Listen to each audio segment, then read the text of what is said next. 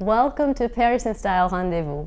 I'm so happy to welcome you to Heritage Fine Wines, where we are generously hosted by Jordane Andrieu, who is a Parisian and a winemaker in Burgundy, and he's going to take us to a journey into a wonderful universe of French wines. Jordane Andrieu was born in Paris into a rich heritage of wine and hospitality. Later on, Jordane moved to Burgundy to take over his father's vineyard. In a very short time, Jordane transformed a small family domain into a well-known estate. He is the manager of Clos du Moulin aux Moines vineyard, one of the oldest lands located in the historical Côte d'Or part of Burgundy.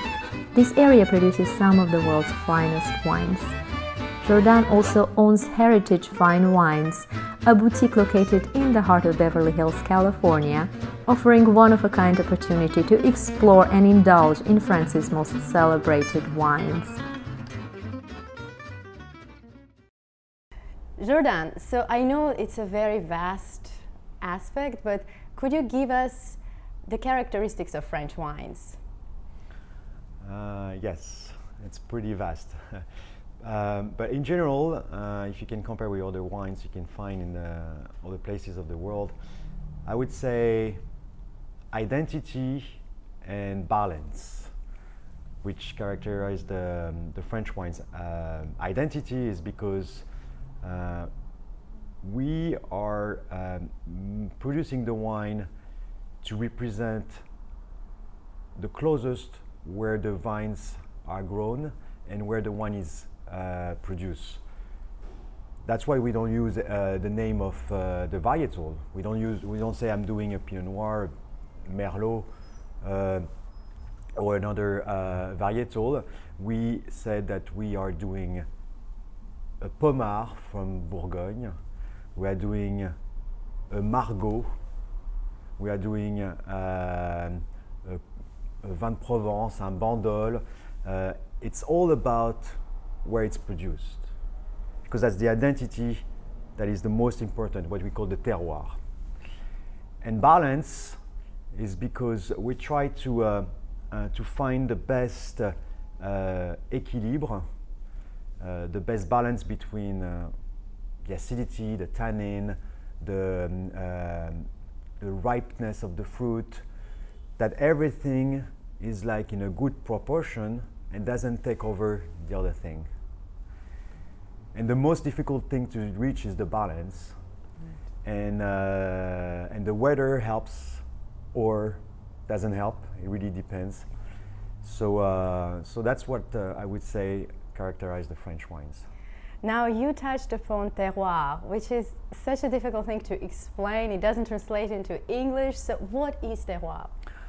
Terroir, in my opinion, is the combination of three different things.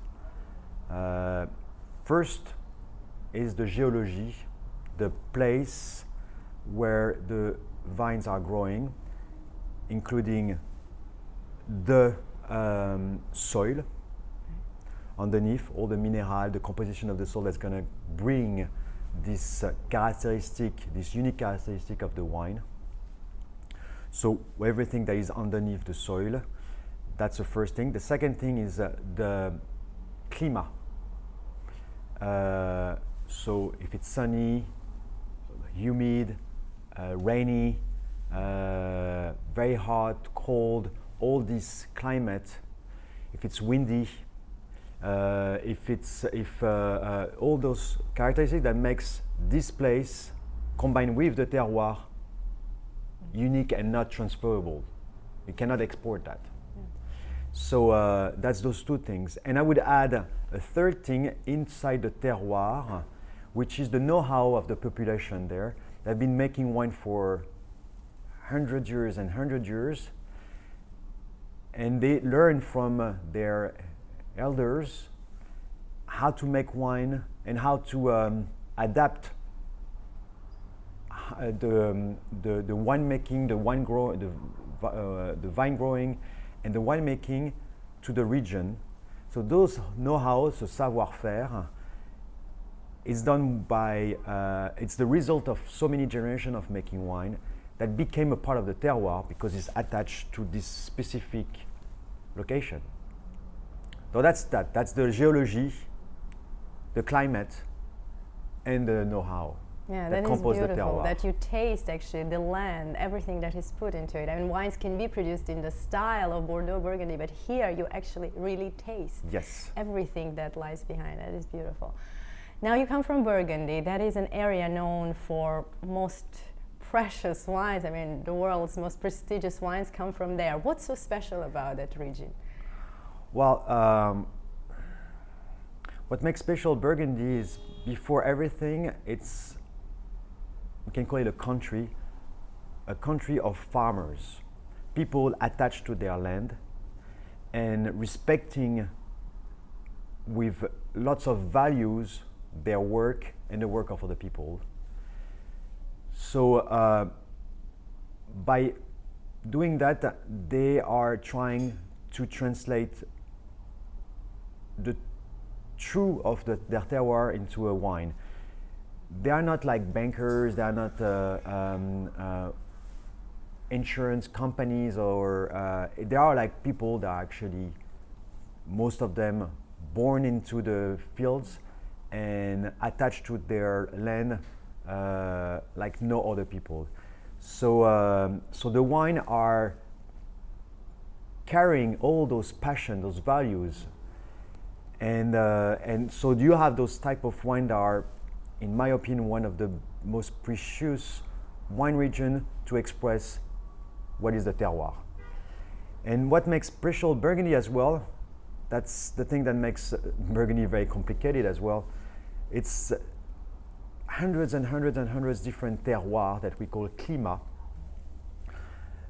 that makes the wine from one space, one piece of property, one piece of vineyard, very different than another one that is just a few meters away. And that's the result of like a hard work from the monks over 1,000 years of tasting each wine and years after years after years deciding that this terroir is different than the next one. And so they created those climats, they delimitate those vineyards with names because after trying so many times the same wine, generation after generation of monks, they created those limited piece of property that makes a unique type of wine and different from the neighbor. So that's very difficult because you have like so many names and so many different wines to learn. But that's the magic of Burgundy, because there is an indefinite number of different wine profiles. And when you study the professional tasting of Burgundy wines, you realize how many different categories of aromas you can get. There is like so many, like over 20 different groups of aromas, and one group can be, for example, red berries. But in the red berries, you have so many different fruit. You get the stone fruit, could be like apricot, it could be peach, it could be like so many different fruits. Then you can have like the mushrooms, what you find in the woods when it's kind of like humid. You have this part of the aromas. You have as well the white flowers, other flowers. There is like a multitude of like different aromas that makes Burgundy so complex but so fascinating. And it's basically just a few grapes varietals that are used. It's just Chardonnay and Pinot Noir. I mean, there is as well Aligoté, but the mains are Chardonnay and Pinot Noir. But that's why, again, when somebody, I don't like Pinot Noir or I don't like Chardonnay, in my wine bar, that's actually my favorite situation, when somebody asking for a glass of white and I say, do you want a Chardonnay? Oh, no. I don't like Chardonnay. I don't want Chardonnay. I say, okay, I'm going to give you something else. I give something. Oh, this is fantastic. I love that. What is it? Chardonnay. Because people have an idea that is based on a grape, and if they try a grape that they don't like, they think that they don't like Chardonnay. Because they tried oaky, buttery, toasty, heavy Chardonnay, anything tastes like that. And actually, they tasted the wood barreled, and not the Chardonnay itself and the terroir. So, so that's the magic of Burgundy. It is magical, indeed. Now, when tasting wine, I know you can enjoy wine in all the settings possible, but what are the steps to tasting wine? What would you say? How to approach this magical beverage? First of all, a wine should be enjoyable on the nose and on the mouth. Right. Lots of people that just drink it, don't really think about what they're drinking. You need to appreciate the wine by smelling it. So you just try to understand the wine like a nice perfume. You just like smell it and try to understand the place where it has been produced. And then after you drink it, but you keep it in your mouth and you kind of play with the wine inside your mouth. You make some strange noise. But that's how you can really enjoy the wine, by like really playing with it in your mouth, and then after you drink it. But it has to be enjoyable on the nose first, and then after in the mouth for a couple seconds or more.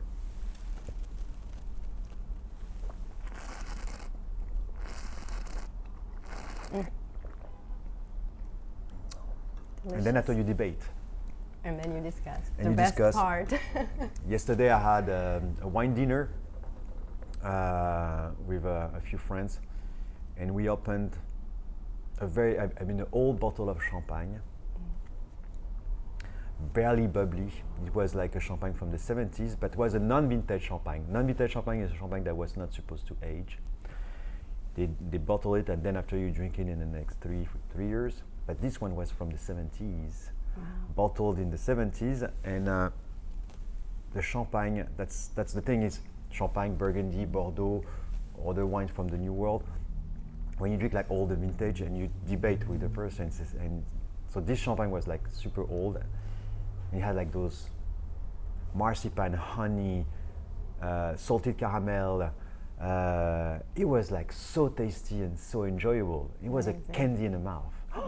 What a pleasure. Yeah. And so that's the thing. You debate, you talk, you say, oh, you know, this champagne, or this Burgundy wine. Say, that's what. We had like another Burgundy. We have 3 Burgundies.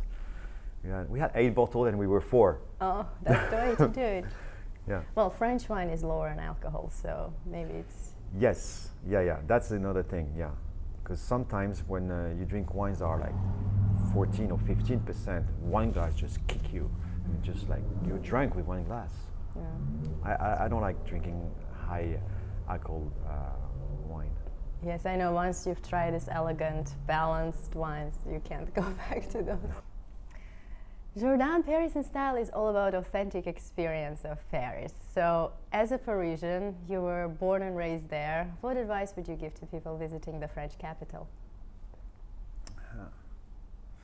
You know, I always enjoyed being in Paris with tourists, because you do things that you won't do with your friends or by yourself, and you discover Paris in another aspect when you are with some tourists. I would advise to walk a lot outside, enjoy the buildings, the beautiful architecture, people in the street, sit on the patio, on the terrace, on a bistro chair, and enjoy a glass of wine or a cafe, and see people walking, talking with your friends, and going like Les Deux Magots or La Palette, you know La Palette? At Saint-Germain, and just enjoying like the life around. That's what I did in my patio. I wanted to recreate the little Parisian style terrace, because I miss this thing. People are so in a hurry here, and they are not anymore enjoying the time. So I would say like to walk and enjoy outside life in Paris.